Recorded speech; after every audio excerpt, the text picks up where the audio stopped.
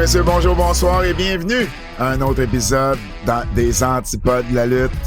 Hey, j'ai tellement de podcasts que je sais jamais c'est lequel qu'il faut que je dise au bon moment. Pat Laprade, KR, Kevin Raphaël. Yo Quoi? Content aussi. Il y a des belles nouvelles qui s'en viennent. Je voulais l'annoncer live là sur le pod, mais il y a encore des petits trucs à attacher pour la billetterie. Mais si vous êtes sur le Patreon, vous allez avoir l'accès en premier. OK? Puis, il y aura pas 1500 billets, là. Là, on peut dire de quoi on parle parce qu'on en a parlé la semaine passée. On sait juste pas la date ou où, mais on l'a dit, c'était quoi? Ouais, mais on n'a pas dit c'était qui. Non, mais moi, je te parle des Antipodes de la lutte, le live. Ah, moi, je pense que tu parlais de l'autre affaire. Ben non, moi, je me fous de ton mais affaire, on peut avoir l'espace qu'on veut. Ben ouais, mais pas 1500 billets quand même. Non, pas 1500. Mais ça m'inquiète pas. C'est plus pour le show après. Oui, je comprends. Ça va être une grosse journée. Mais, tu sais, préparez-vous. Tu sais, là, regardez. Le 30 août, là, prépare-toi. Premièrement, c'est en après-midi. Fait que bloque ton après-midi. Ça, c'est numéro 1. C'est en après-midi, bloque l'après-midi. Après ça, si on va turn up dans la ville, on va turn up dans la ville. OK? C'est en après-midi. Est-ce qu'on peut nommer la ville ou on peut pas? Damn. Je pensais pas te poser une colle à ce point-là.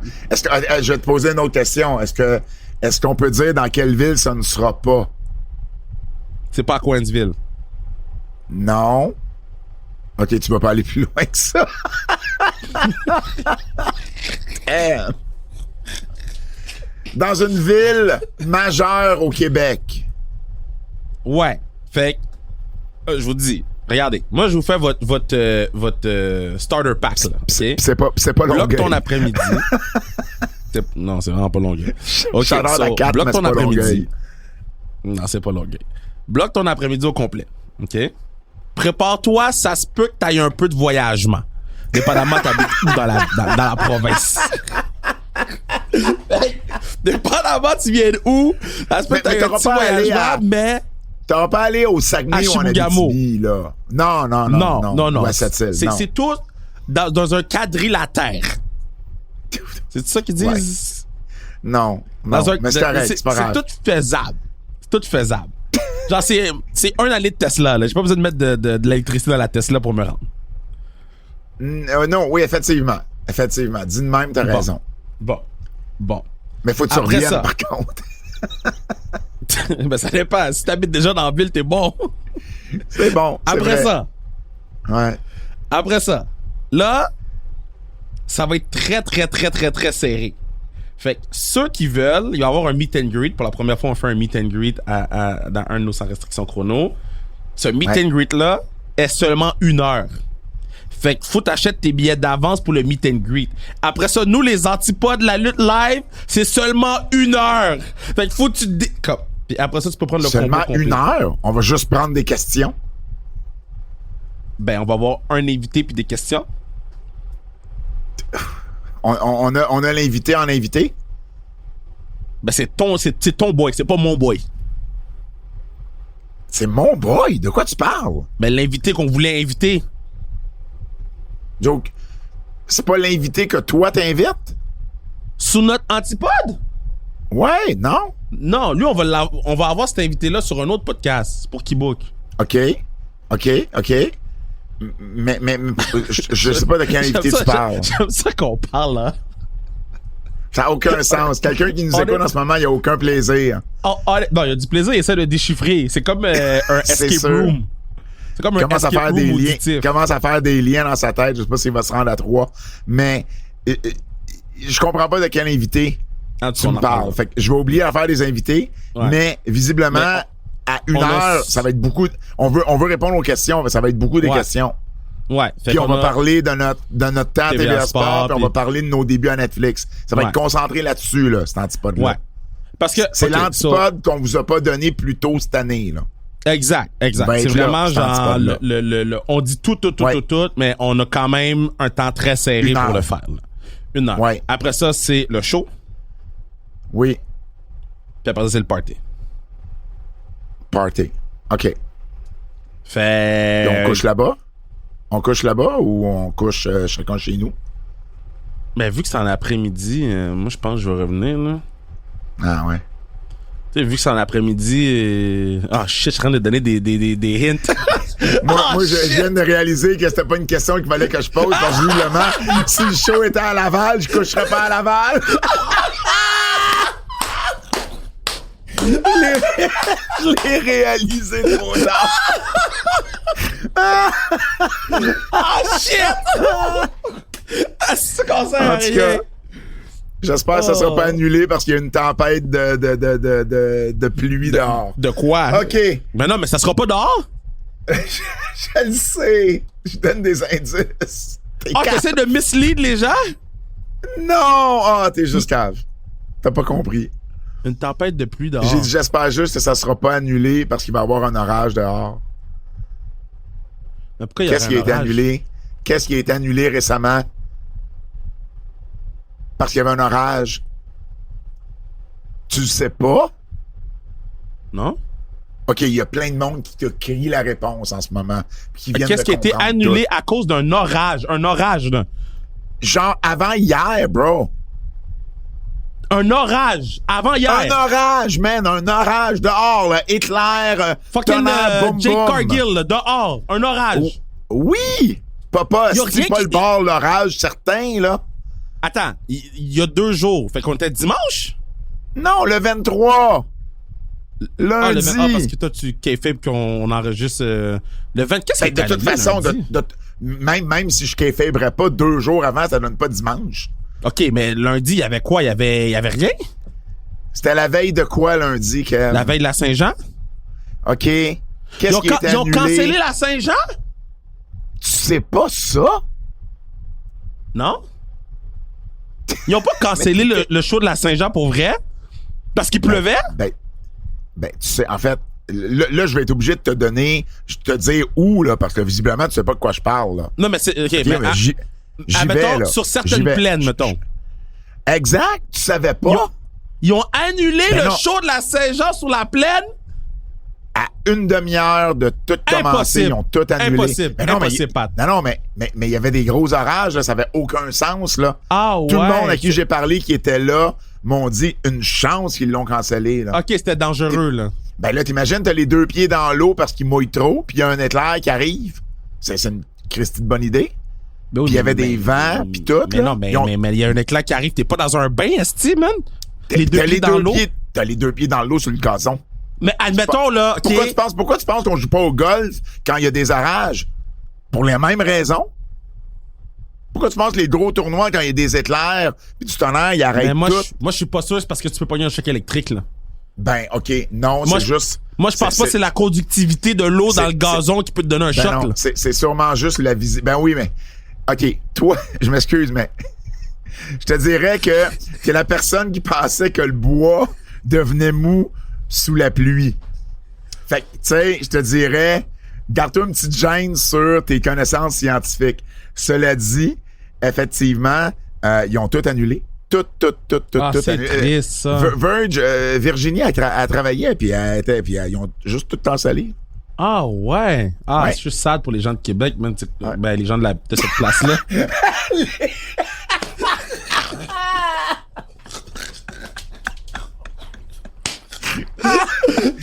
Toi, au jeu, oui ou non, tu serais tel... Tu sais, genre de jeu, tu peux pas dire oui ou non, tu serais mauvais. Achetez vos billets pour sans restriction chrono, camping sauvage. Achetez-les. Ça, c'est à Cowansville. Ça, on sait c'est où. Ça, c'est à Cowansville. Ça, on sait c'est où.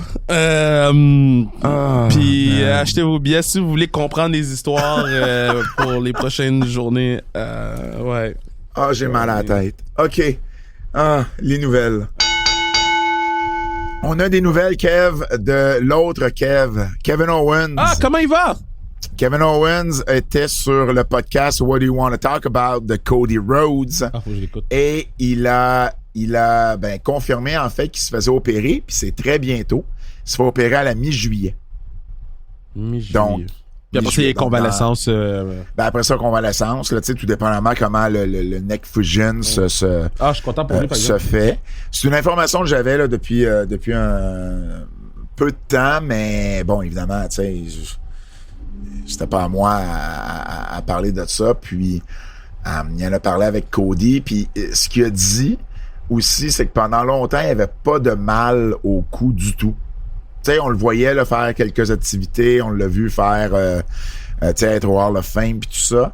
Et là, dans la dernière semaine, ça a l'air que ça a kické in solide. Ah ouais? Qui était en grosse douleur. Fait que là, il a vraiment hâte de se faire opérer. Alors, on va souhaiter que, la douleur soit pas trop intense d'ici à l'opération. 2, que l'opération se passe bien. Puis 3, que la convalescence se passe bien puis qu'il puisse revenir dans le ring. Pas le plus rapidement possible. J'aime pas ça dire ça. Speedy recovery, c'est pas toujours la meilleure chose. Ben, à demander à Halliburton de Pacers. Ouais, exact. Mais qu'ils reviennent à 100%. C'est juste ça. Ben, qu'ils reviennent quand ça y tente, Ben, quand il va être capable. Puis quand il va être capable, 2. Puis quand il va se sentir confortable. Ah ouais, exact. J'ai souvent la discussion avec les gars de foot. Je dis, si tu le files pas, tu le files pas, là. Juste mentionner, pendant qu'on parle de Kevin Owens, on a une grosse section lutte québécoise aujourd'hui, puis ça tombe bien, parce que pour vrai, au niveau des nouvelles, Kevin, là, c'est arrivé, c'est tombé tantôt, là. C'est tombé tantôt parce que le podcast est sorti aujourd'hui, je pense.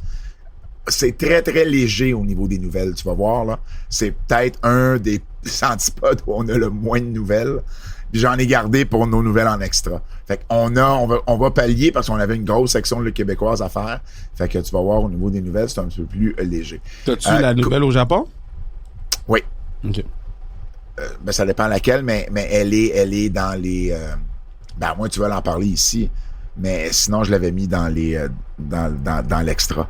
Parce que l'extra est quand même pas chargé de beaucoup de... Vraiment, là, c'est la pire semaine de nouvelles que j'ai vue en termes de nouvelles d'importance. Okay, je vais garder parce que c'est quand même... C'est quand même une nouvelle que peut-être qui a passé sous le radar de beaucoup de gens, mais qui a déjà beaucoup de retombées pour... Là, tu parles de l'Olympien? Ouais. Tu parles de l'Olympien? Ouais, c'est ça. Au Japon, c'est excessivement gros. Et c'est excessivement gros au Japon. Parlant du Japon, par contre, ben il y a Kota Ibushi qui a fait son retour à AEW. Fait que là, Kota Ibushi revient. OK? Kota Ibushi a pas été... Ils l'ont ramené à Collision! Il a pas été à AEW depuis novembre 2023. Collision! Et tu ramènes le patinet à Collision. Collision! Je comprends qu'ils ont annoncé son premier match pour le Dynamite de cette semaine. Bah! Mais tu l'as quand même ramené à Collision. Pourquoi j'ai pas eu une vignette pour me dire Kota Ibushi dans 3 semaines, Kota Ibushi dans 2 semaines, Kota Ibushi dans 1 semaine? Exactement ce qu'ils ont fait avec Penta et Ray Phoenix. C'est trop demandé. Non, on va hotshot son retour à Collision. Ouais. Fait que dans le fond, il y avait une promo dans le ring avec Okada, Lance Archer, Josh Alexander et Don Callis, donc le clan. Ils ont fait Okada dans le même ring. Ouais, ben Okada dans le fond. Okada dans le fond est maintenant le nouveau membre de la famille de Don Callis. Et là, t'as Mark Briscoe qui est arrivé. Et là, Ibushi est arrivé pour aider Briscoe, s'allier avec Briscoe. Et puis, il y a eu un face-à-face avec Okada. Puis bon, on s'est frappé un peu. Puis ouais, tu sais, Okada et Ibushi, il y avait une histoire là, du Japon. Là. Tu sais, je veux dire, il y avait une histoire là, du temps de New Japan entre les deux. Donc, effectivement, là, Ibushi a pas lutté depuis février. Point. Genre, il a lutté ailleurs. Là. Il a pas lutté à AEW depuis novembre 2023, mais... Il a pas lutté depuis février. Et puis, là, il va lutter, ce soir, là, il est 11h30 dimanche avant midi. Attends, il lutte contre Trent Beretta. Donc, son premier match de retour à Dynamite, c'est Trent Beretta. C'est un squash. Oh, oui, il voulait donner un bon match, il voulait donner, ça me dérange pas. Il a l'air plus en forme que la dernière fois qu'on l'a vu. Oui. Effectivement, oui. Parce que, tu te rappelles, la dernière fois qu'on l'avait vu, là, il y avait eu toute son affaire de poumon, man. Il y avait toute sa chicane avec New Japan. Là, il a l'air plus en santé. Effectivement. Bref, c'est sûr, c'est une bonne nouvelle pour AEW d'avoir un Kota Ibushi en santé avec eux autres. Donc voilà, Kota Ibushi qui est de retour. Toujours avec AEW, Mercedes Moné est la nouvelle championne féminine de CMLL. Elle collectionne les ceintures, là. Ouais. C'est la CEO, pour vrai. Elle collectionne les ceintures. Elle a battu Xuzis mercredi dernier à AEW Grand Slam. Et là, elle est championne TBS d'AEW, Rev Pro, EWA. Elle a gagné le Owen Hart, la Coupe Owen Hart. Et le seul titre qu'elle a perdu, en fait, récemment, c'est le New Japan Strong Woman là, qu'elle a perdu au mois de mai. Donc, c'est quand même... c'est quand même...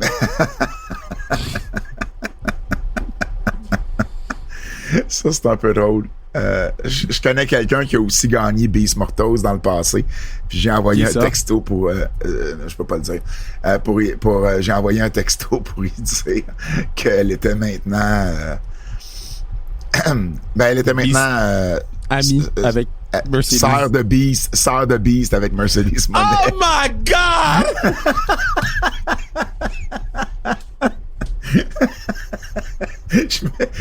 Elle a trouvé ça très drôle. Bref, c'était la première apparition pour Mercedes Moné à Arena Mexico. Puis c'est quand même un règne de... OK, faut faire attention. C'est un règne de 278 jours pour Xuzis. Cependant, elle a défendu son titre 2 fois seulement. C'était la 3e fois qu'elle le défendait depuis septembre 2024. C'est pas un gros règne quand même. Depuis septembre 2024. C'est quoi qu'ils font avec ce belt-là? Je sais pas. Et ils font souvent, je pense, au Mexique, c'est des 3 contre 3, des 4 contre 4. Fait que tu sais, des fois, elle a un tu belt. défends pas ton titre, mais je sais. Et là, elle va affronter Toni Storm à All In pour le titre féminin des AEW au mois de juillet. Fait que là, est-ce qu'on va lui donner... écoute, c'est un peu ça qu'on fait, là. Ils vont la mettre sur le PWI. Elle va être numéro 1. Ah, ça, c'est sûr. Ça, c'est sûr qu'elle va être numéro 1 cette année. Ça, c'est sûr. Puis, ça serait la première double championne féminine à AEW. Mais il y a quelque chose là. Là, c'est correct. Là, moi, j'ai pas de problème avec ça, là. Ils veulent la builder forte. J'ai zéro problème. C'est exactement ce qui s'est passé avec Kenny Omega. C'est exactement ce qu'ils ont fait avec FTR. Tu sais, c'est rien de nouveau, là. Non, mais bien fait, j'ai rien contre non plus. Attends, je vais recommencer. Puis c'est pas une critique que je fais à AEW, mais c'est juste, je trouve qu'on rentre dans la facilité parce que c'est une histoire facile, la Belt Collector. C'est une histoire facile à faire. Je comprends. Mais en même temps, tu sais, si c'est bien fait puis que ça fonctionne, encore là, j'ai rien contre. Okay, des fois, la facilité. C'est quoi le beef? Des fois, la facilité, c'est si ça marche, pourquoi on ferait plus? Mais si c'est quoi le beef ça entre Toni Storm puis Mercedes Moné? C'est quoi le beef? Mais il n'y a pas nécessairement de beef. Elle a gagné un tournoi lui permettant d'avoir... Écoute, rendu là, on peut poser la même question. C'est quoi le beef entre le gagnant du Royal Rumble puis le champion à WrestleMania? Mais ils en construisent un beef. On en crée un... Oui, je comprends. Mais ça arrive aussi que le beef, tu sais, on le sent qu'il est forcé parce que c'est pas une rivalité naturelle. Fait que rendu là, est-ce que j'aime mieux avoir quelqu'un qui gagne un tournoi à qui on donne une opportunité puis pas qu'il y ait de beef ou qu'on force un beef qui a l'air forcé? La question se pose. Tu sais, honnêtement, tu gagnes un tournoi où la stipulation est connue d'avance, ça te donne un match de championnat. Pourquoi tu créerais un beef supplémentaire? Non, mais c'est parce que tu veux créer de l'engouement, tu veux créer, tu sais, faut que tu files ton temps de télé, si c'était pas pour créer un beef, présente-moi-les sur un jour où on continue à builder l'histoire. Je dis pas que c'est mauvais ce qu'ils font avec Toni Storm et Mercedes Moné. Je trouve juste qu'on pourrait aller chercher un gear de plus. C'est un match qui pourrait être le main event, là. Oui, mais ils ont encore 3 Dynamite avant de se rendre là. Donc, ça fait du sens que je dis, on peut aller chercher un gear de plus. Mais c'est pas obligé pour moi d'être vraiment une grosse rivalité. Moi, il faut juste que tu sais. Mais c'est un de leurs je comprends pourquoi le match. C'est un stade. Je comprends pourquoi le match a lieu. Fait que j'ai pas besoin de me le faire expliquer. Maintenant, ce que j'ai besoin, le gear de plus pour moi, c'est de me dire, de me faire dire, mais pourquoi ce match-là, il est plus important que d'autres sur cette carte-là? Et là, c'est là que pour moi, la victoire du tournoi est pas suffisante. Fait que dis-moi pourquoi. Mercedes Moné est en train de gagner des belles partout dans le monde. Fait qu'elle, elle s'en va là, puis elle va vouloir l'enlever à Toni Storm, cette ceinture-là. Fait que présente-moi les personnages, présente-moi les gimmicks, présente-moi les forces en présence. C'est pas obligé nécessairement d'être une rivalité forcée, parce que quand c'est forcé, des fois, ça paraît. Tant mieux si t'arrives à créer une rivalité qui a pas l'air forcée dans ce genre de situation-là. Mais là, je sais pas ce qu'ils vont faire. Mais il y a encore 3 semaines pour nous amener là. Cedric Alexander s'en va à la TNA. Donc, il a fait ses débuts. Il y avait des tapings vendredi passé qui étaient en direct sur TNA Plus, parce qu'ils ont comme des tiers maintenant dans TNA Plus. Fait qu'ils mettaient l'événement en direct pour les abonnés. Puis, il va être sur Access TV et sur YouTube gratuitement cette semaine. Bon, tu vois. Et puis, là, Cedric Alexander a fait ses débuts. Dans le fond, t'avais Mustafa Ali qui était pour attaquer son ancien partner, le John Skyler. Et puis Alexander est arrivé puis il a confronté Mustafa Ali. Donc, ça faisait déjà... il s'était fait libérer le 7 février dernier de la WWE. Puis c'est la première fois qu'on le voit dans une promotion là, d'importance. Donc, on pensait peut-être qu'il était pour aller rejoindre... le Hurt Syndicate. Mais bon, là, c'est TNA, puis qui dit TNA dit NXT. Ah, c'est vrai! Tu sais, c'est peut-être une façon aussi pour lui de rester un peu dans le giron parce que, écoute, à partir du moment qu'Elias puis AJ Francis sont à NXT, Cedric Alexander pourrait être à NXT aussi. Ouais. Ça va être à voir. Paul Heyman a un nouveau surnom. Donc, Paul Heyman, puis j'avais pas réalisé qu'il a changé de surnom à chaque fois qu'il a changé de gros clients. C'était l'Advocate avec Brock, c'était le Wise Man avec Roman Reigns, et là, avec Seth Rollins, il va devenir l'Oracle. L'Oracle, en français. Un Oracle, là, c'est comme un... J'ai fait de la recherche. Oui, c'est comme un concierge qui a fait ça. On l'a-tu expliqué, ça, ou on l'a expliqué la semaine passée? C'est comme quelqu'un, un genre de médium, de prêtre, qui donne des conseils, puis qui a une genre de prophétie dans les conseils qu'il va donner. Fait que ça fit toujours dans le même genre, là. Puis ça, c'est très Paul Heyman, là. Tu sais, il a dû faire synonyme de, puis là, il a dit « Oh, ça sonne bien, là. » Mais c'est un nom que la WWE vient de trademarker. Et puis, c'est un nom, je pense que Seth Rollins l'a appelé comme ça lundi, en fait. Tu sais, des fois, j'en perds des bouts parce qu'on traduit, là. Mais de ce que j'ai lu, il l'a appelé My Oracle. Alors, voilà, l'Oracle, c'est le nouveau surnom de Paul Heyman. Fait que tu vois, quand je suis rendu à parler du surnom de Paul Heyman dans les nouvelles... Voilà, on peut passer à d'autres choses.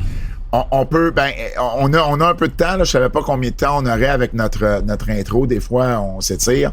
Mais si on veut parler, justement, de l'autre nouvelle, c'est la nouvelle de l'Olympien, là. Parce que ça, c'est quand même. Ça, je peux en parler. Oui, vas-y, on va le faire là, parce que je te le dis, on va garder les autres pour l'extra. Tu sais, je ne connaissais pas l'Olympien au début, puis quand j'ai vu Aaron Wolf. Aaron Philip Wolf. Puis il s'appelle Aaron le Loup, je veux dire. Il y a déjà un nom que j'aime. Mais son nom de lutteur est déjà excellent. Bon, c'est un judoka, puis il déjà en ce moment. En fait là, on compare déjà à Aaron Wolf à comment Tipin Shiabata est rentré dans New Japan par la grande porte là. Lui, il va pas aller laver des planchers là. Aaron Wolf, il va pas dans le donjon pour aller faire de la bouffe au master là. Aaron Wolf, on le voit déjà comme un main eventer. Il va faire ses débuts à Wrestle Kingdom le 4 janvier prochain. Puis c'est la première fois depuis, si c'est pas 2002, c'est 2004, là, faudrait que je retrouve l'information, mais ça va être la première fois en plus de 25 ans que, en plus de 20 ans, que c'est Japan TV, là, une des grosses chaînes au Japon, vont montrer le Wrestle Kingdom parce que Aaron Wolf est là. Oui, aussi parce que c'est la dernière de Tanahashi. Mais reste que c'est quand même énorme, là. C'est la plus grosse nouvelle au Japon. On le voit comme le sauveur. C'est Okada qui a fait le deal pour lui. C'est gros. Tout est sur lui. Ce gars-là, dans le fond, sa mère est japonaise. Son père est américain. Son père est américain. Son père, en fait, enseigne l'anglais dans une université au Japon. Il a 29 ans. Il est né au Japon, Aaron Wolf. Et puis, il a gagné aux Jeux olympiques de Tokyo, donc les Jeux olympiques qui ont eu lieu en 2021 à cause de la pandémie. Il a gagné la médaille d'or en judo. Fait que t'imagines un judoka qui gagne une médaille d'or olympique au Japon, qui a un père américain, une mère japonaise qui est née au Japon. Le gars a tout pour lui, là. Il a tout pour lui, puis on nous le décrit comme étant très charismatique. Puis le judo, là, c'est le sport national au Japon, là. C'est gros, c'est immense, un bon dieu, là. Fait que ça fait énormément jaser. Puis lui, il était dans la catégorie des 100 kilos. Fait que ça veut dire qu'en livres, là, c'est à peu près 220 livres. Fait que tu sais, il arrive pas là à 180 livres, il arrive pas là à 170 livres, là. C'est pas un extra junior, là, tu comprends? Fait que pour vrai, puis tu sais, il a gagné en plus... tu sais, vraiment, il a gagné l'or en judo, mais il a gagné plein d'autres compétitions en judo également dans le passé, des championnats mondiaux et tout. Le gars, là, ça va être vraiment, vraiment, vraiment spécial. J'ai bien hâte de le voir. Maintenant, il y a beaucoup, beaucoup de hype. J'espère juste que... Ben, il s'entraîne déjà. Il s'entraîne déjà. Puis... Je comprends, mais tu sais, je veux quand même me garder une porte de sortie. Gable Stevenson, on nous l'a énormément vendu aussi. Le gars s'est jamais adapté à la lutte professionnelle. Mais je comprends, là, mais au Japon, c'est un autre vibe, là. C'est autre chose. Non, je sais. Quand t'as jusqu'à Okada qui fait l'appel personnellement, là, comme, tu sais. Ouais, non, je sais. Puis Tanahashi a déjà dit qu'il resterait même pas avec les Young Lions. Genre, il habiterait pas dans le dojo. Mais non. Ils savent. Je te dis, c'est Shibata 2.0. Ouais. Non, mais ça, c'est vraiment une grosse nouvelle du côté du Japon. Ah ben, ça fait le tour des nouvelles. Si vous voulez avoir plus de nouvelles, ça se passe du côté de nos nouvelles en extra. Les nouvelles en extra exclusivement sur notre Patreon. Qui book les nouvelles en extra exclusivement sur notre Patreon. Qui book cette semaine, on vous parle de l'infirmerie, quand même quelques blessés, à part ce qu'on vous a appris sur Kevin Owens. On vous parle de Pat McAfee. On vous parle de d'autres nouvelles du Japon également. Donc, tout ça sur les nouvelles en extra. Pour avoir plus de nouvelles, ça se passe sur notre Patreon. Qui book pour les nouvelles en extra.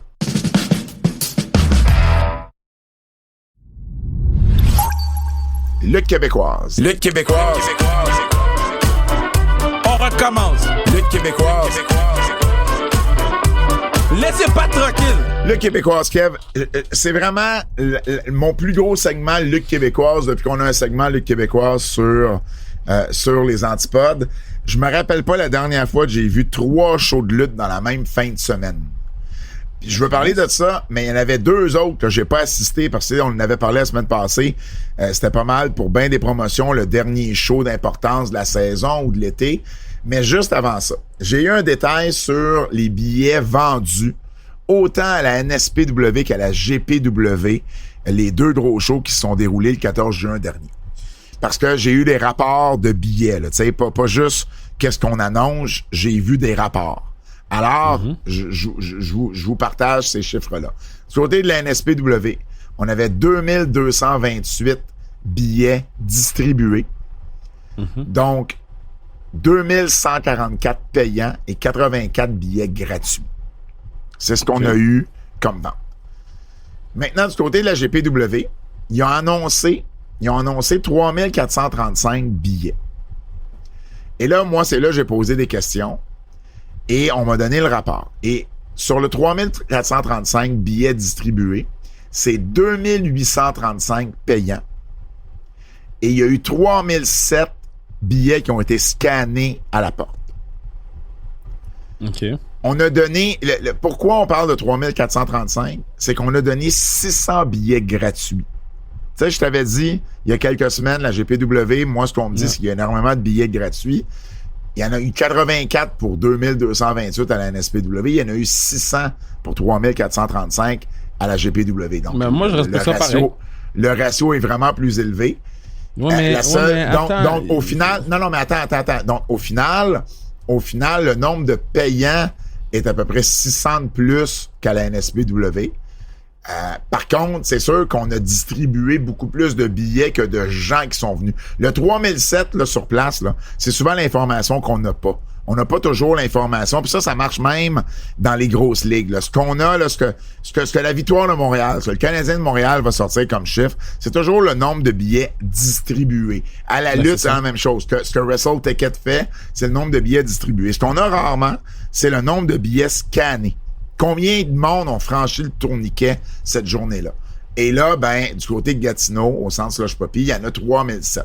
Ça veut dire qu'il y a sûrement beaucoup de gens qui se sont fait donner des billets, mais qui sont pas venus. Tu comprends? Parce que sinon, il y aurait eu 3435 personnes. 100%. Mettons la logique derrière, là, parce que c'est deux modèles d'affaires qui sont complètement différents. Fait que pour moi, ça vaut même pas la peine de les comparer. T'sais, si il y a une place où on est focus plus sur la vente d'étiquettes, puis il y a une place où on est focus plus sur rentrer des gens dans l'aréna pour remplir l'aréna parce que l'aréna est un petit peu plus grosse ou whatever, c'est deux modèles d'affaires. Il y a d'autres choses aussi, peut-être que, puis je ne connais pas, là, je suis pas en train de les défendre ou whatever, je suis juste en train d'expliquer la possibilité de choses que les chiffres ne montrent pas.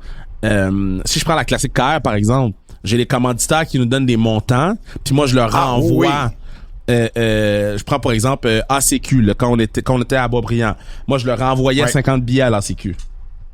Oui, mais tu reçois de l'argent pour ça. Oui, mais sur mon rapport, c'est écrit billets donnés. Ah, je comprends.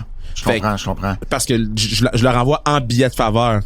Fait que, mettons, là, moi, je pouvais recevoir X montant par telle compagnie. Dans mon package de commandite, tu reçois 10 billets, tu reçois 20 billets, tu reçois 50 billets. Mais reste que ces compagnies-là m'ont quand même donné un X gros montant par rapport aux gens que eux vont inviter.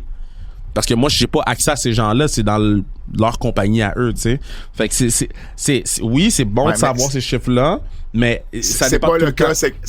C'est pas le cas, par contre, pour la GPW, parce que j'ai eu cette information-là. Les billets gratuits étaient vraiment, puis tu sais, c'est pour une bonne cause, là. Je veux dire, ils ont donné des billets dans des écoles pour des élèves en difficulté, des centres d'aide alimentaire, des concours sur le web, à la radio. C'est ce qu'on me dit. Puis je dis pas ça n'a pas sa place, là.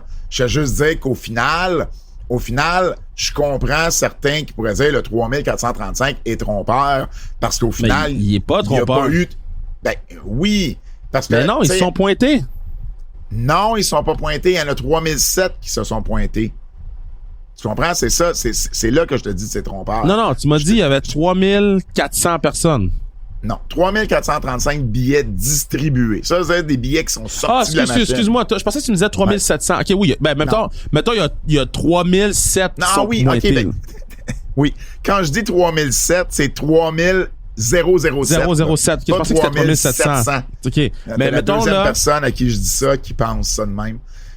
Mais mettons leur modèle d'affaires, si on veut, d'en donner à des élèves défavorisés, de créer des liens avec le grassroots. Tu sais, mais tu peux pas comparer ça avec la NSPW. Moi, c'est plus le comparatif que je le compare pas, mais je veux dire, des billets payants, c'est des billets payants. Je peux comparer les billets payants. Par contre, c'est juste pour expliquer le 3435. Maintenant, la seule chose où j'approuve pas, c'est sur leurs réseaux sociaux, la GPW a annoncé à quelques reprises, on a 3200 billets vendus. Ça, c'était avant le show. 3200 ou 3250 billets vendus, alors que c'était 3200, ça a jamais été le cas. T'sais? Fait que ça, par contre, s'il y avait une chose que je corrigerais, c'est que vous pouvez pas dire qu'il y avait 3200 billets vendus quand au final, il y en a eu 2835. Puis c'est 3 jours avant le show. Fait que c'est la seule chose. Parlez pas de billets vendus, parlez de billets, parlez de billets distribués, parlez utilisez un autre terme, mais dites pas que ça a été vendu quand ça n'a pas été vendu. C'est le seul bémol. Au final, c'est pas loin de 5000 billets payants pour 2 shows de lutte au Québec. C'est énorme, puis c'est ça la bonne nouvelle dans tout ça. Revenir, je vais un retour sur la IWS. La IWS faisait un show à l'Olympia vendredi soir. Un petit peu moins de 500 personnes payantes, un petit peu plus que 500 personnes au total. L'Olympia, c'est combien de personnes? Il me semble que c'est gros, l'Olympia.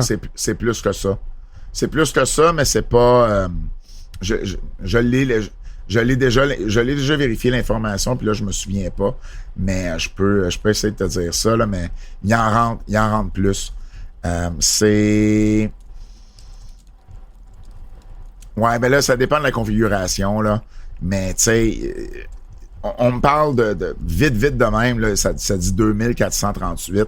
Mais je sais que c'est pas ça, parce que ça l'inclut, mettons, juste un stage normal, puis avec du monde debout. Ça dit 1300 assises en configuration théâtrale. Ouais, c'est ça. Ben, 1300, mais moins l'espace que tu prends pour le ring. Mais non, mais c'est 2438 debout puis 1300 assis. Ben 1300 assis, mais ça, c'est quand tu remplis ton parterre de chaises. La IWS utilise son ring sur le parterre et non pas sur le stage. Fait que, tu sais, enlève peut-être un autre 2, 3, 5, un peu plus que 1000 personnes. Fait que, tu sais, c'était à peu près à moitié plein, mais pour l'été, avoir 500 personnes dans une salle, je te dirais, c'est quand même, très bien. À Montréal de surcroît, là, c'est quand même bien. On va parler de... Je suis le gars qui encourage, OK? Je sais à quel point c'est tough vendre d'étiquettes. Fait que 500, c'est très bon, on continue. Genre, let's continue. La lutte au Québec est en santé en ce moment, puis il y a pas beaucoup de cabochons en ce moment, là. Fait que continuons à aller de l'avant. Non. Là, attends une minute, là. Il y en a énormément de cabochons. Là. OK, ben dans ceux que je connais pas les cabochons, moi. C'est ce que j'allais dire, tu connais pas. Non, parce que les cabochons, ils veulent pas me connaître. Chris Tara et James Stone en finale. Chris Tara a conservé son titre de la IWS. Elle est toujours la championne de la promotion. On me parle de ce match-là comme un des bons matchs cette année. Dante Dubois également contre Dustin Waller. Dante Dubois qui est le champion canadien. Moi, j'ai vu les clips sur les réseaux sociaux de la IWS et Dante Dubois m'a vraiment impressionné. Ses coups rentraient, c'était solide, c'était bien fait. C'est un lutteur que je connaissais pas énormément, qui a pas une grosse expérience encore et que là, j'ai vraiment aimé ce que j'ai vu. Puis on me dit que le match a vraiment bien été. Donc, voilà du côté de la IWS. Le prochain show, c'est le 2 août. Et ce qu'on me dit du côté de la IWS, c'est qu'on va recommencer à rouler plus souvent. Parce que là, on n'a pas fait beaucoup de shows. On avait prévu peut-être en faire juste 4 en 2025. Et là, on veut recommencer à en faire plus souvent parce que les shows qu'on fait au dojo et les shows sans ring, on fait des shows sans ring là, récemment du côté de la IWS, ben, ils ont peu de dépenses. Alors, ça aide à rentrer de l'argent dans la compagnie, ce qui leur permet justement de faire plus de shows en 2025. Et on m'a également dit qu'il y avait une nouvelle salle qui était pour être utilisée par la IWS à Montréal sur le plateau. On m'en a pas dit plus, mais c'est ce qu'on m'a dit du côté de la Une nouvelle salle de spectacle? Une nouvelle salle où ils vont produire leur show. Sur le plateau? Oui, j'en sais pas plus pour l'instant. Retour au sommet de la lutte. Donc, j'animais au sommet de la lutte samedi pour la toute première fois à Hawkesbury. Là, il faut que je te compte ça. Moi, j'arrive sur place. Et je vois, évidemment, complexe sportif Robert Hartley. Alors, je prends une photo. Je texte Bob Hartley, que je connais un peu à cause de la radio avec quand j'animais à VPM. Et 2 secondes après, je reçois un FaceTime de Bob. Il m'appelle en FaceTime. Et là, j'ai mes boîtes de livres dans les mains. Je réponds avec je réponds comme Bob, comment ça va? Il dit, crème Pat, je vais être là ce soir. Je dis, voyons donc. Moi, j'y envoie ça juste. J'ai juste envoyé avec une note de, chez vous, genre. J'anime un show de lutte ici ce soir, chez vous, tu sais. Il dit non, puis là, il me montre les billets. C'était non, je suis là, je connais Mathis Mir, je connais sa famille, puis il m'a invité, je suis là ce soir. Bon, parfait. C'est bien cool, on va se voir tantôt. Bob, c'est super cool. Bob arrive et il me présente la personne avec qui il est. Puis là, il me dit le nom. Là, je fais comme, je l'entends, mais en même temps, je l'entends pas. Puis là, je regarde le gars, puis je dis, crème, je le connais, ce gars-là. Puis là, je me rappelle du nom qu'il m'a donné, puis là, je pogne Bob à part. Tu m'as-tu dit que le gars s'appelait Slava Kozlov? Il dit, ouais. C'était foot Slava Kozlov. Yo, j'ai vu la photo, là. Pat, je te dis, j'ai vu la photo, puis j'ai dit, mais je pense que je m'en viens.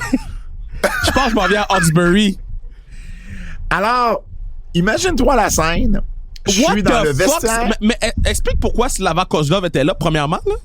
Je pense qu'il était là pour aider Bob avec une école de hockey ou quelque chose comme ça. Ah, OK. Parce que Bob l'a coaché à Atlanta, puis ils sont aussi... je pense qu'il a aussi coaché en Russie, où il a travaillé avec quand il travaillait dans le KHL. Fait qu'il se connaît depuis longtemps. Mais là, Kozlov, là, lui, là, moi, je pose des questions parce que ça me fascine.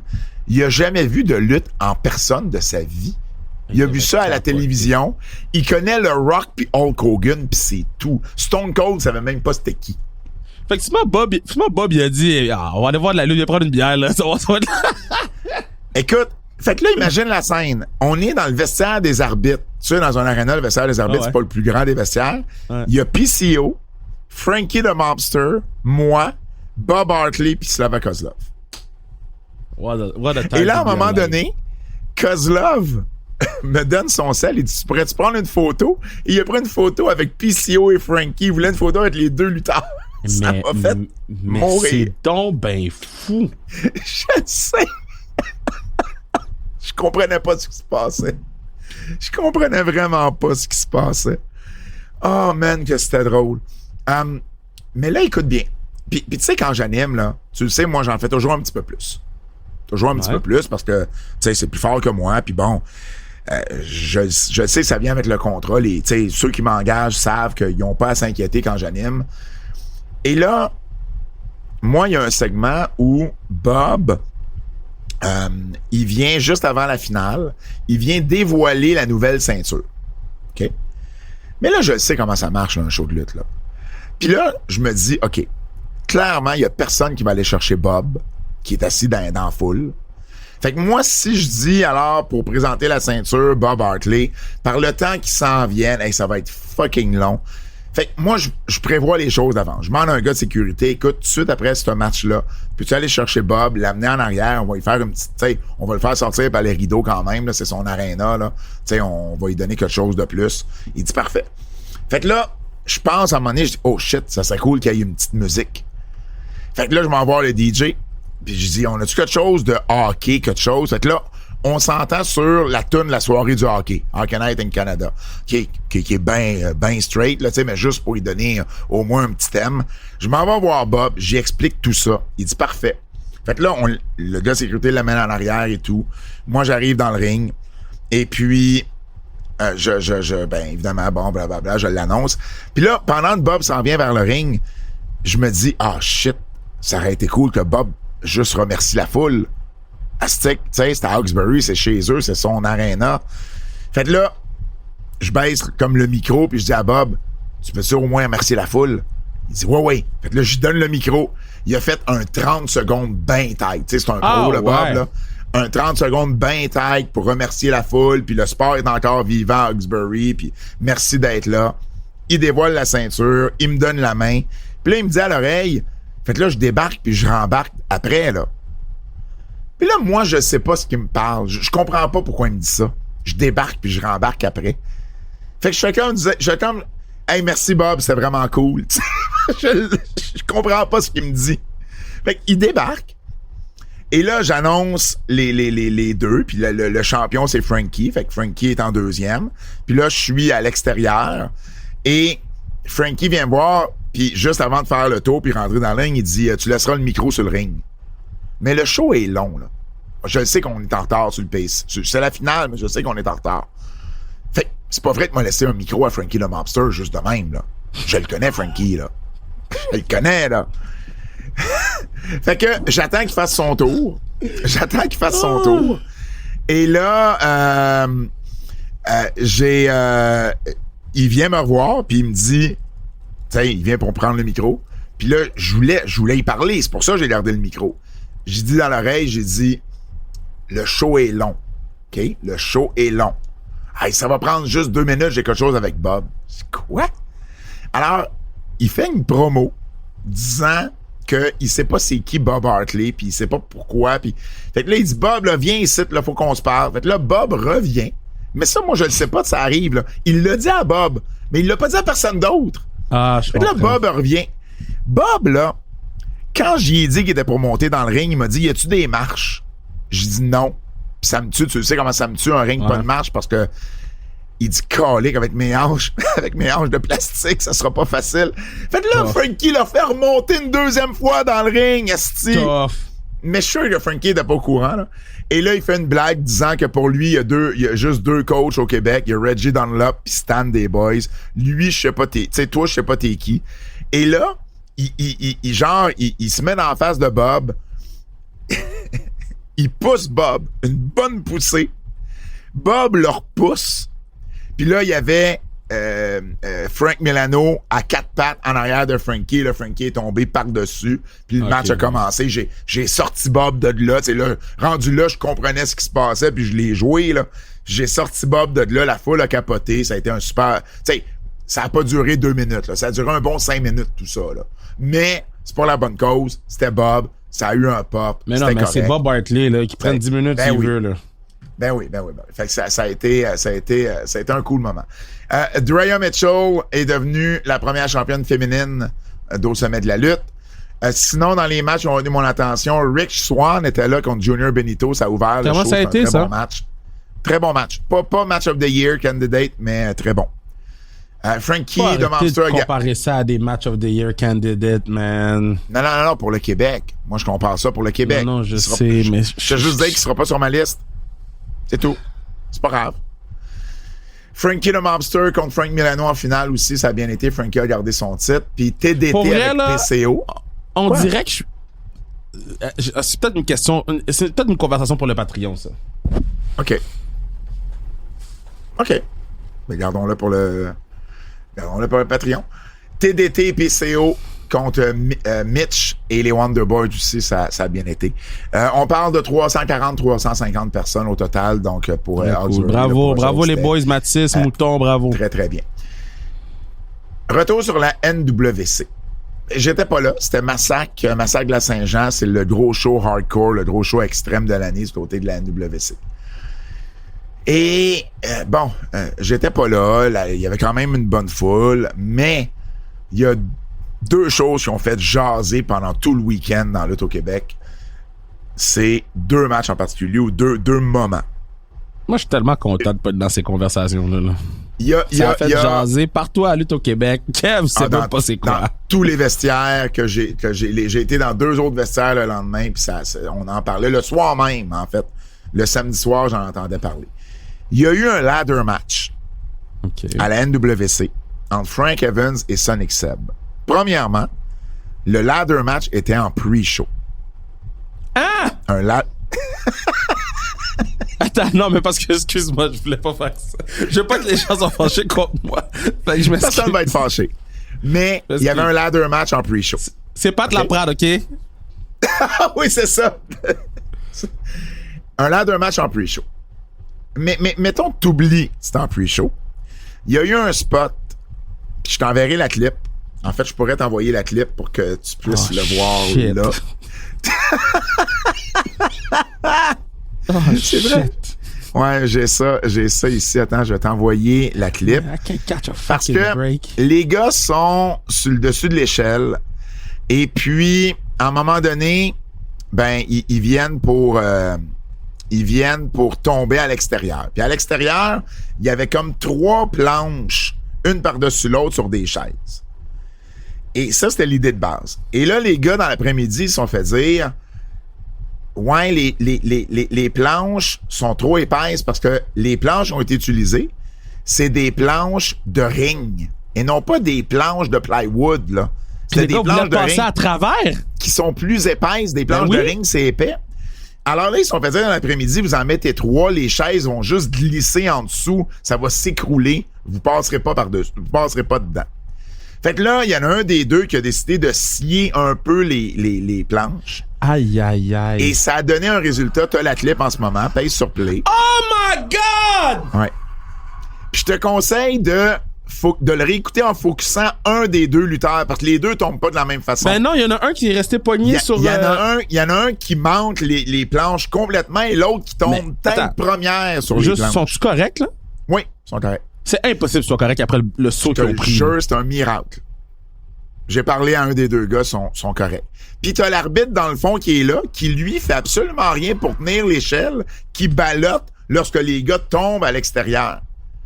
Fait que c'est juste un clusterfuck.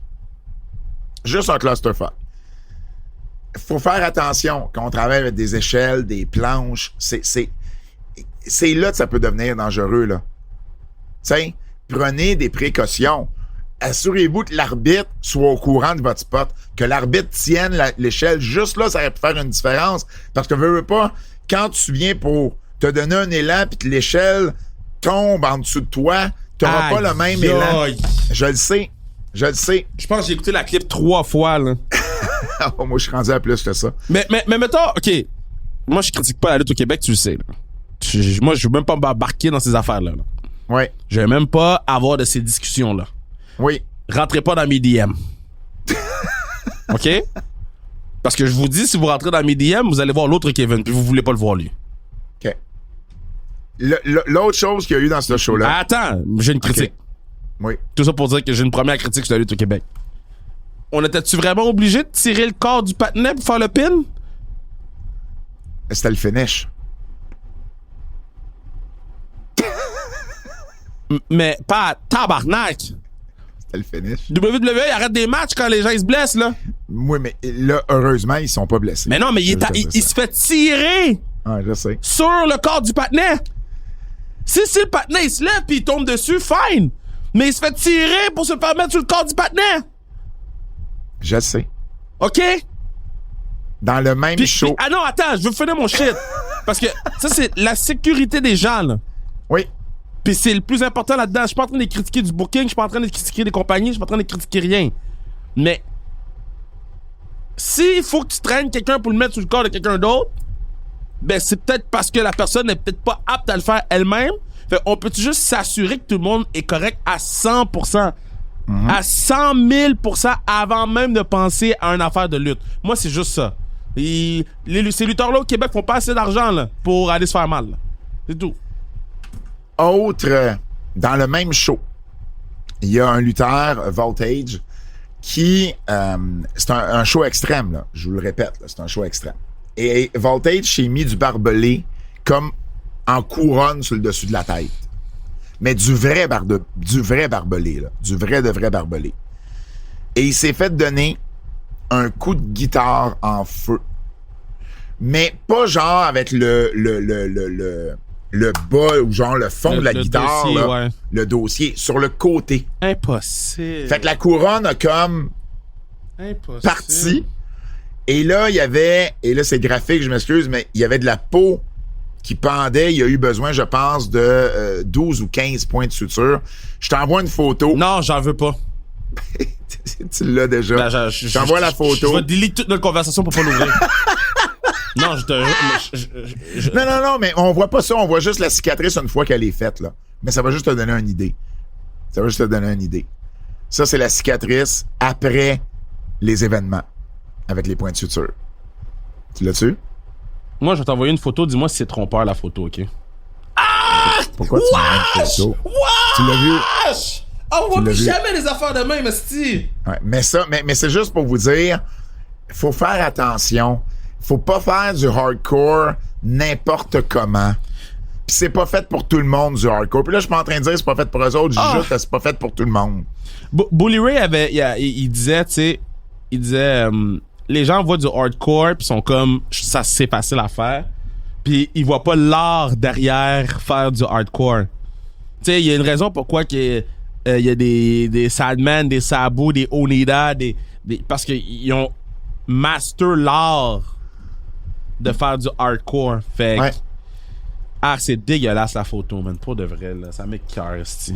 Mais là, Dimanche, j'ai été voir 2 shows. La WWS à Sorel, le syndicat de lutte féminine de Lufisto. La première fois que j'allais la voir, c'était à Sorel, dans sa nouvelle salle.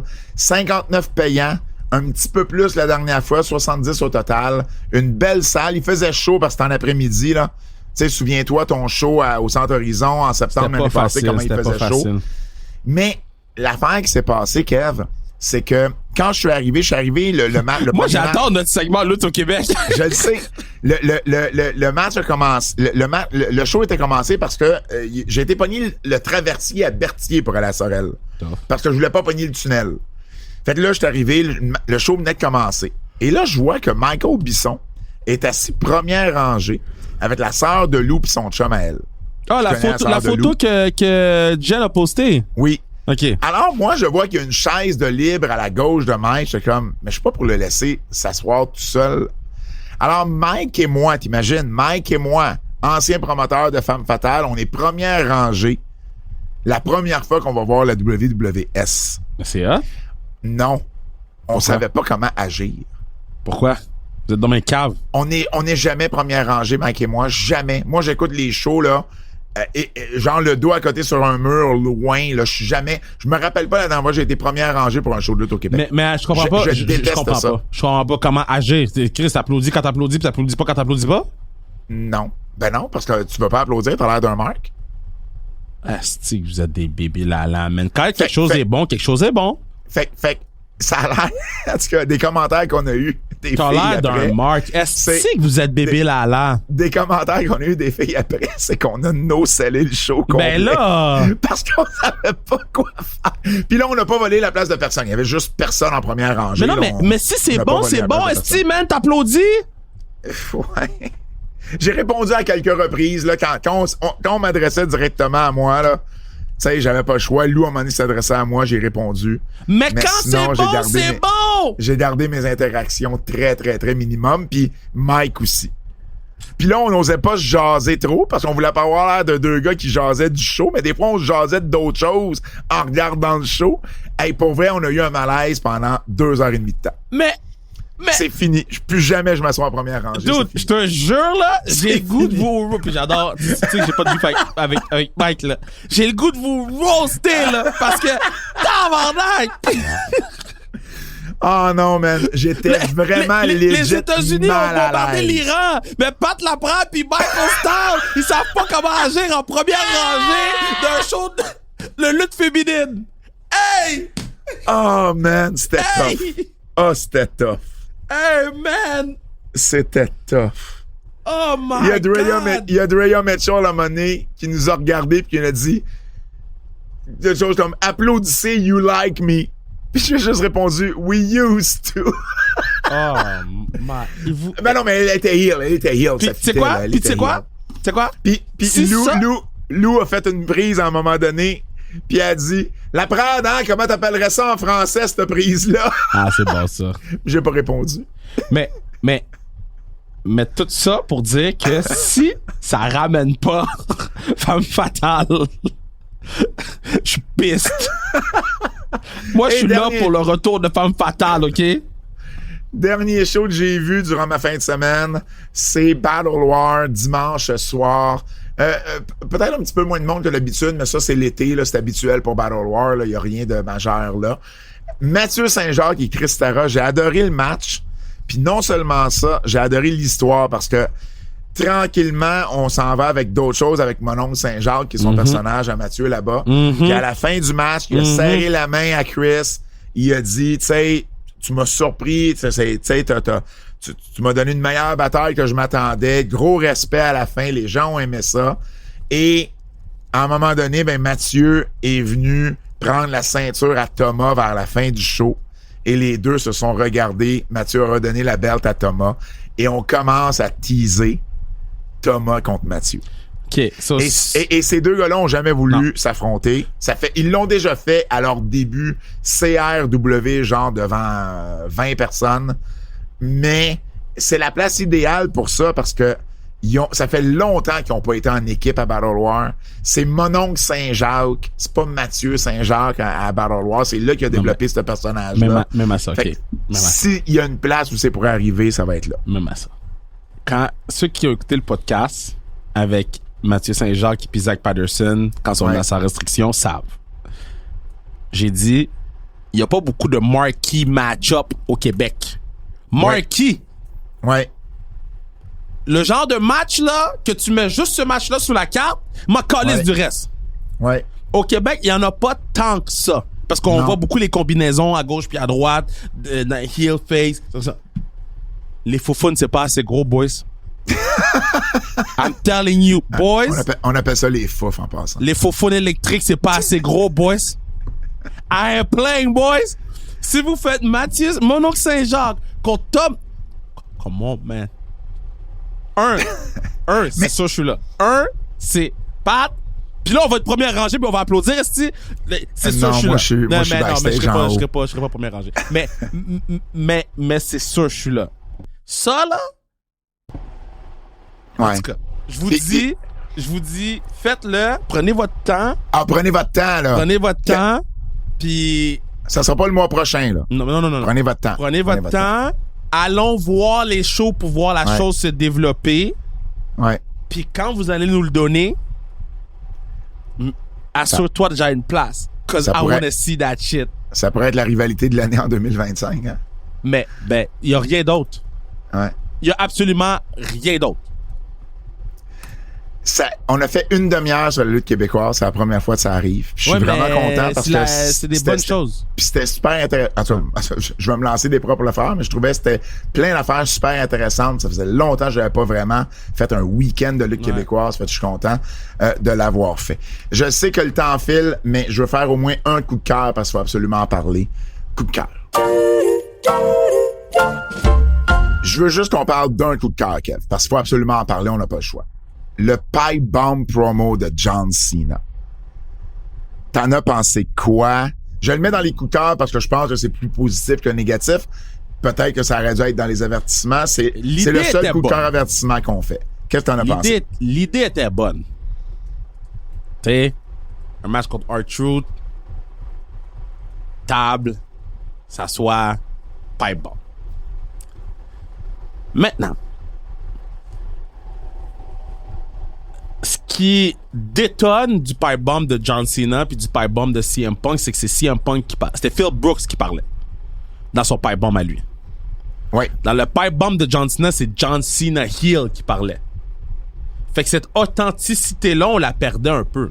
Pas que le delivery était pas bon, pas que le contenu était pas bon, mais tu sais, la petite affaire qui nous a accrochés, là, c'est l'authenticité que Phil Brooks, CM Punk avait quand il a fait cette pipe bomb-là. Puis pour moi, c'est ça la grosse différence entre les deux. Maintenant, demain, vendredi, il faut que CM Punk réponde parce que le partenaire est resté à terre pendant 10 minutes. So, j'ai hâte de voir. Puis moi, ce que j'ai peur là en ce moment pour on a vu la foule crier pour John Cena. Là. Oui, absolument. C'est la première fois depuis qu'il a tourné heel qu'il y a vraiment eu une vague. Comme les gens ont dit, t'as raison! Une vague pop, là, une vague positive de babyface pour John Cena. J'ai aimé le petit clin d'œil à Claudio Castagnoli, tu sais, quand il a dit Hi Claudio Castagnoli, Nick Nemeth et Matt Cardona. Et que Matt Cardona a repris ça en s'assoyant sur un show indie, en s'assoyant sur le troisième coin, puis dire Hi John Cena.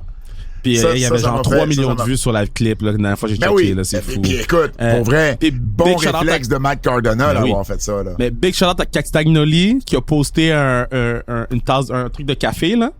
Parce que lui, John Cena et Seth Rollins, ils ont un groupe chat où ils parlent de café. Je savais pas ça. De quoi tu jases? Castagnoli a posté une affaire de café pour comme un shout-out, mais c'est tellement caché. Comme moi, quand j'ai vu ça, j'ai fait, c'est quoi ça? Puis c'est quelqu'un que j'écoutais sur un podcast qui en parlait.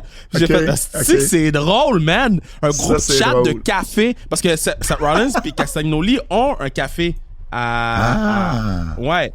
Fait que c'est des gros gars de café. Tu sais, genre, on va juste prendre 2 minutes pour faire les coups de cœur comme il faut parce que je veux lever mon chapeau à AEW, à Arena Mexico. Ouais. À part le premier match qui était beaucoup trop long puis qu'il y avait beaucoup trop de monde dedans puis c'était un clusterfuck pour moi, là. Tout le reste du show, j'ai aimé. Bandido et Mascara Dorada, là. Bruh. C'était spécial. 5 étoiles de Meltzer. Faut juste pas que Bandido prenne le micro pour dire hey, on va amener Mascara Dorada. Il a dit ça puis il s'est fait tuer. Mais Mystico, là, c'est spécial. Là. Son entrée, c'était unique. J'aurais enlevé le match de 800 contre 800 pour mettre plus de promo backstage, de promo package pour nous présenter c'était qui les lutteurs. Parce que pour moi, c'était ça la grande différence entre le show de AAA et le show de CMLL et AEW. On connaissait pas les lutteurs, on n'avait pas de backstory sur eux. Fait que c'est ce que j'aurais rajouté, mais somme toute, c'était un très très bon Dynamite.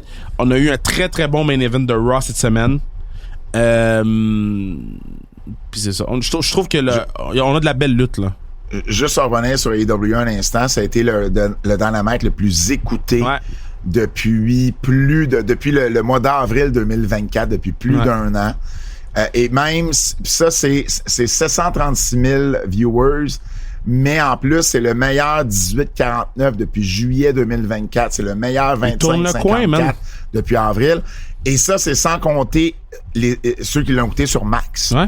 Si t'ajoutes ceux qui sont sur Max, là, selon les pronostics, les experts de combien, là, c'est quoi le pourcentage, c'est entre 1 175 et 1 338 000 personnes qui ont écouté Dynamite. C'est quand même beaucoup de personnes en incluant les gens sur Max. On a vraiment de la belle lutte, là, comme... Tout est bon, là. Tu sais, ils s'en sortent bien avec Alexa Bliss, Charlotte Flair.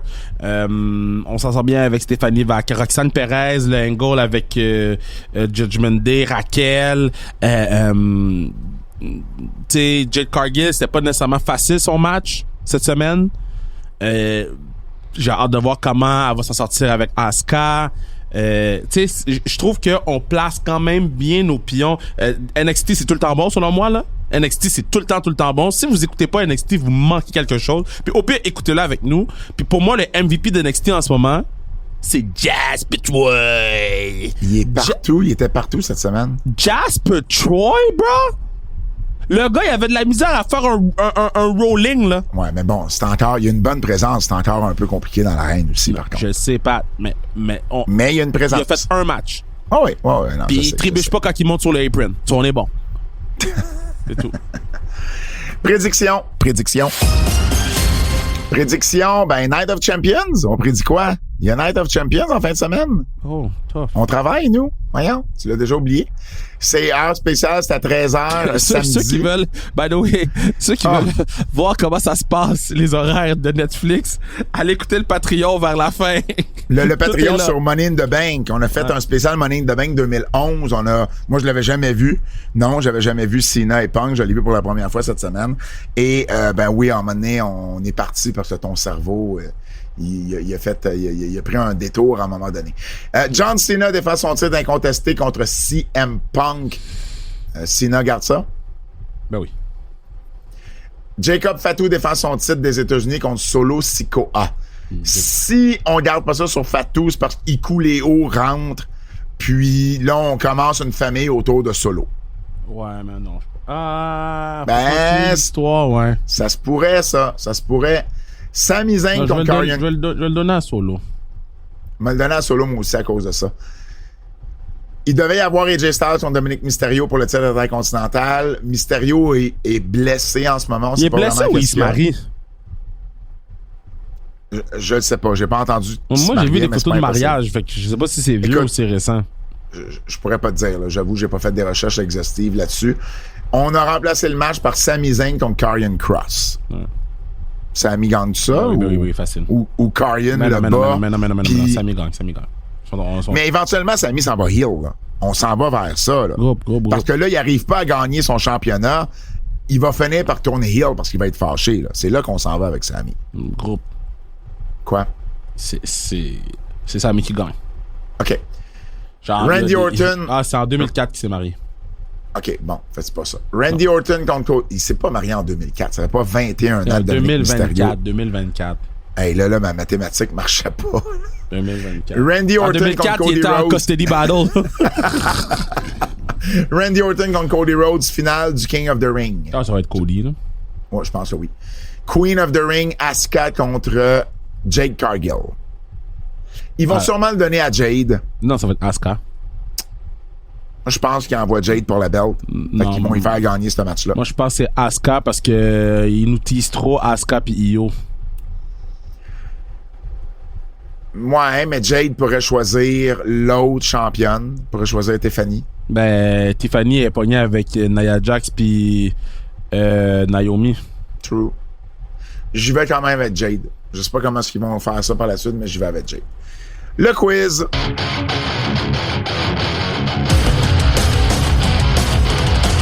C'est l'heure du quiz de notre ami Jérôme Jacques, Double J. Qui a le meilleur thème d'entrée entre Sami Zayn ou Kevin Owens? Ben, moi, c'est Kevin, là, mais... Ben, je vais aller avec Kevin, mais... Puis c'est même pas mon thème préféré de Kevin. Mon thème préféré sur les Indies qu'il y avait, là, pas à Ring of Honor, quand il a commencé à la télé de Ring of Honor, mais sur les Indies, au début de Ring of Honor même. Pour moi, c'est mon thème préféré à la vie de Kevin, mais celui-là, je le trouve meilleur que Sami. Qui sera le premier à tourner heel entre Cody et CM Punk? Cody qui avait une entrevue cette semaine d'ailleurs qui disait qu'il y avait entre 1 et 3 ans. J'ai trouvé l'espace quand même assez large, les années du jeu, avant de plus être babyface. Et qui sera le premier à revenir à la WWE entre Christian ou Edge? Edge. Ouais, je suis d'accord avec ça. Ça ou ça? Ça ou ça, yeah. C'est ça qui est ça, ou ben non, c'est ça. Ça ou ça, yeah. Choisis d'autres choses, ou ben choisis ça. Et on termine le tout avec ça ou ça de notre ami Sébastien Théberge. T'es prêt? Mm-hmm. Chaque fois que tu croises quelqu'un avec une casquette, t'es persuadé que c'est John Cena ou Undertaker s'il a un chapeau. Je comprends pas ça. Je comprends pas ta phrase, Seb. Chaque fois que tu croises quelqu'un avec une casquette... Ah, OK. C'est beau. Je viens de comprendre. Chaque fois que tu croises quelqu'un avec une casquette ou un chapeau, t'es persuadé que c'est John Cena ou Undertaker. OK. Tout dépendamment si c'est une casquette ou un chapeau. Ou bien, chaque fois que tu sors d'une voiture, tu sors comme si t'étais quelqu'un de trop important. Tu replaces ton collet avec des lunettes soleil puis un air confiant. Genre, moi, tous les jours? Tu replaces... T'as pas de collet? Non, t'es en t-shirt. Elle pop ma t-shirt, non? Quand je sors là, pop mon t-shirt. Pop my t-shirt! Elle pop ma t-shirt, de quoi qu'il parle? Ben là, je vais prendre sortir du char, là. C'est juste un lundi pour KR, là. Come on, now. Ah, moi, j'aime mieux sortir du char comme ça, moi aussi. Deuxième, porter une paire de bottes de lutte jusqu'aux genoux 1 an sans pouvoir les enlever pour 100 000 $. Donc, on te donne 100 000, tu portes une paire de bottes de lutte jusqu'aux genoux pendant 1 an sans pouvoir les enlever. Jamais, là. Ben, mettons, pour question d'hygiène, on va dire pour la douche. OK, pour la douche, OK. Fait que, mettons, c'est quoi? C'est 100 000 $ divisé par 365 jours. Je le fais. C'est quoi? C'est combien par jour? 273 $ par jour. Fuck that, là? Ou bien, tu manges une paire de bottes de lutte dans un délai de 3 mois pour 50 000 $. Oh! Mais tu pourrais la cook pis tout, là. Ben, tu pourrais la cook, mais c'est quand même du...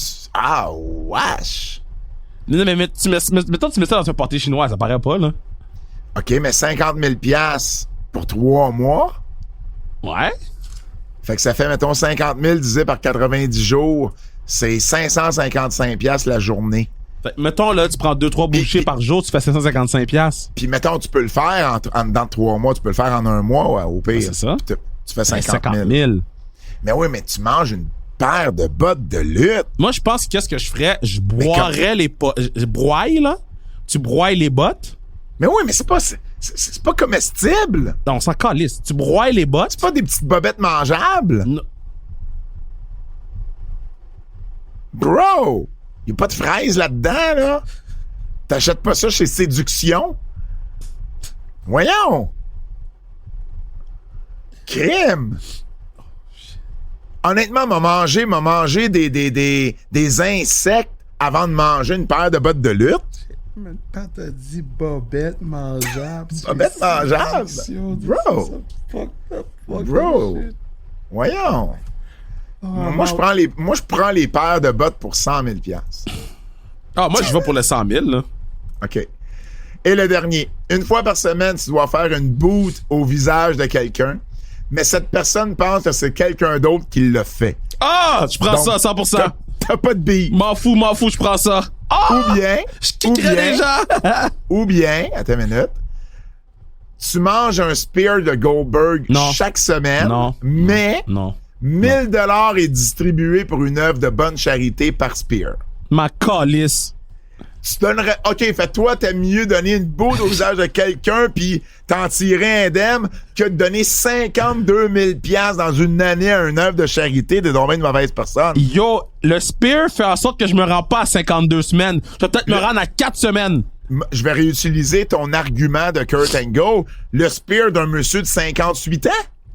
De quoi t'es effrayé? Hey yo, Goldberg, son spear est Non, mais le spear de Goldberg est something else, là. C'est pas genre juste rouler dans un ring, là, à gauche puis à droite, là. C'est quand même le spear de quelqu'un qui a quasiment 60 ans. Fait qu'il est où le problème? J'avoue qu'il y a pas la même vitesse et vélocité quand il rentre dans toi. Je savais que je te jouerais dans la tête avec l'affaire de 58 ans. Vous le voyez pas, mais Kev regarde au ciel en disant « Ouais, finalement. » Mais c'est sûr que là, c'est toi qui manges un coup pis que tu récoltes tu donnes des coups. L'autre, tu donnes et en plus... T'es indemne. T'es immunisé. Personne ne sait que c'est toi. Le nombre de personnes qui donneraient des coups, là? Oh, j'avoue que moi, je prends ça. Je viens de me faire une courte liste de personnes qui mangeraient une boule d'en face. Mais tu vois, ce que je ferais, c'est que je vais choisir bout d'en face, mais je vais donner de l'argent à une œuvre de charité on the side quand même. Et là, je gagne la vie. Et voilà. C'est déjà tout. Achetez vos billets pour sa restriction chrono le 19 juillet à Cowansville. EspaceDiffusion.ca. Restez à l'appui pour la grosse annonce. Ça devrait sortir sous peu, là. Dès qu'on finit la billetterie, on envoie le lien sur le Patreon. Puis vous pouvez quand même vous abonner au Patreon même si vous payez pas. Vous pouvez être sur le fil d'actualité du Patreon quand même. Donc allez vous abonner. Exact. Alors voilà, c'est déjà tout pour les antipodes de cette semaine. Mon nom est Kevin Raphaël, mon nom est Pat Laprade et on se dit à la semaine prochaine. C'est un rendez-vous.